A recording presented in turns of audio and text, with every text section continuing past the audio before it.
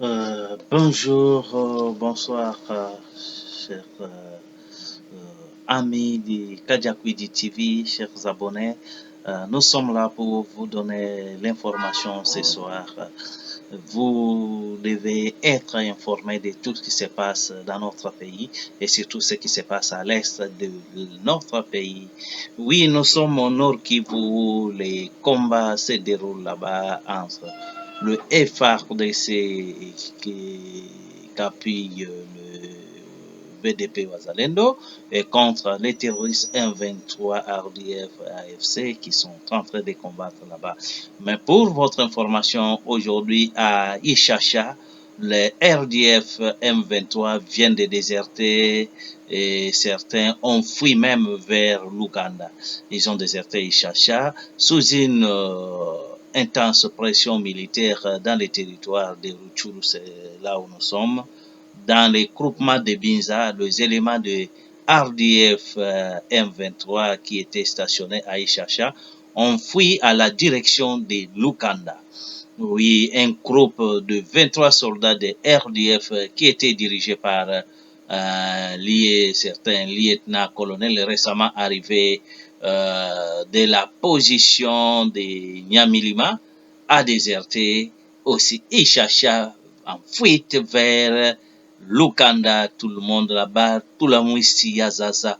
La pression exercée par le Wazalendo sur le M23 RDF, combinée aux assauts soutenus des FRDC, provoque des failles, des grandes failles dans le rang de terroristes du M23 RDF.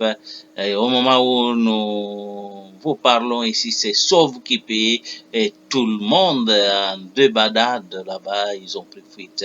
Et c'est les commandements de ces groupes armés peinent désormais à motiver encore ces troupes, ces éléments rwandais, tandis que de l'autre côté, les pertes humaines n'est pas à vous signaler vraiment.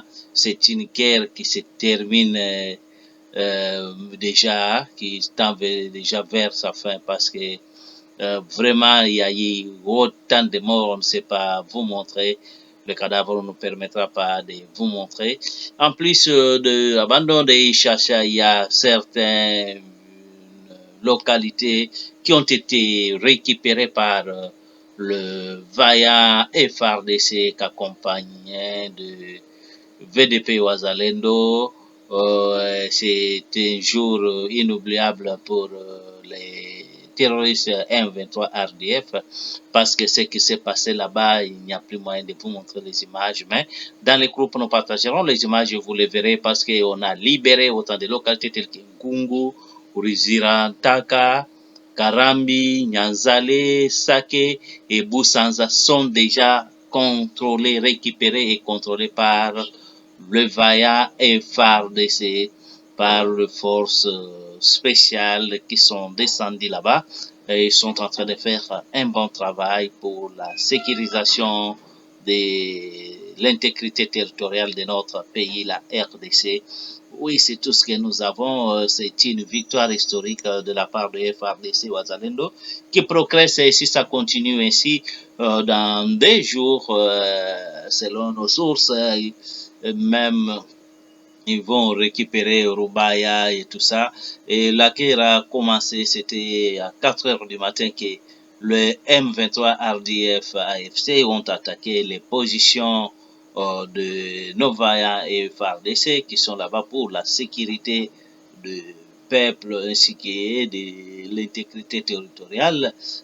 Comme ça, ils les ont attaqués et aussi ne se sont pas laissés faire. Ils ont dit riposter et faire contre-offensive.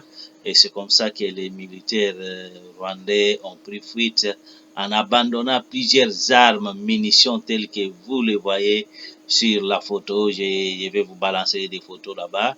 C'est qu'il y a eu tant de blessés, de morts, et vous verrez tout ça. Je vais vous balancer tout ça. Vraiment, cette contre-offensive de ces jours, c'était vraiment opportune parce que ça a permis à ce qu'on puisse récupérer plusieurs localités jadis occupées par les terroristes qu'appuyait l'armée rwandaise. Voilà, c'est ce qui concerne l'Est de notre pays. Et nous vous informons aussi que le commandant 3e région militaire a occupé officiellement son poste. Il a procédé par la remise avec son précédent. La même chose, ça s'est passé encore même hier, lundi 6 janvier 2025. Ici, à Kinshasa, il y a eu encore passation des pouvoirs. Le général Christian Chiwewe a cédé son poste à son successeur. Donc, les choses évoluent très bien au pays. Ayez vos apaisements, malgré la guerre, c'est la guerre. Elle finira toujours par se terminer. Le chef de l'État n'est pas au pays, il s'est déplacé, il est parti au Ghana, où il est allé assister à l'investiture de son homologue élu récemment. Et voilà, il est accompagné de Madame la première dame Denise Nyakir Tshisekedi. Donc, c'est ça, c'est que nous avons à vous donner comme information. N'est pas oublier que le président de CESAC, c'était Christian Bossembe, a tapé la main sur la table contre le média qui font la promotion de nos ennemis. Lorsque le M23 récupère même une localité, ils en font tellement de tapage, ils en publient largement, ils font large diffusion, tandis que lorsque le vaillant FRDC récupère même plusieurs villages comme c'est le cas aujourd'hui là, et ils n'en parlent pas, ils n'en font pas cas. Donc c'est comme ça que le président Bossembe a mis en garde la RFI, TV5 Monde, France 24 aussi, que si ça continue ainsi, il va mettre le sujet à la plénière et on va décider sur la suspension de ces médias dans notre pays. Voilà ce que nous avons à vous annoncer. Retenez que nous avons eu des informations de sources sûres que du côté Kasaï central, il y a eu l'arrivée de 120 tonnes de matériel en provenance du Katanga qui sont arrivés là-bas. Ce sont le matériel pour la relance des activités de la chute Katende. Et voilà ce que nous avons comme information selon nos sources qui sont sur place, qui nous ont informés. Nous vous disons que nos vaillants militaires sur le terrain, ils progressent, ça évolue bien. Selon nos sources, là-bas, on nous a dit que bientôt là, ils peuvent récupérer d'autres villages, peut-être demain ou après-demain, nous parlerons un autre langage. Voilà, nous avions été là pressés, vous nous excuserez, on était venus seulement pour vous donner cette petite information, pour pouvoir vous permettre à bien dormir tranquillement, vos cœurs bien apaisés. Voilà, c'est votre serviteur Bin Kazema mtoto wa Tumrisi Josué Kamisha Chumbi.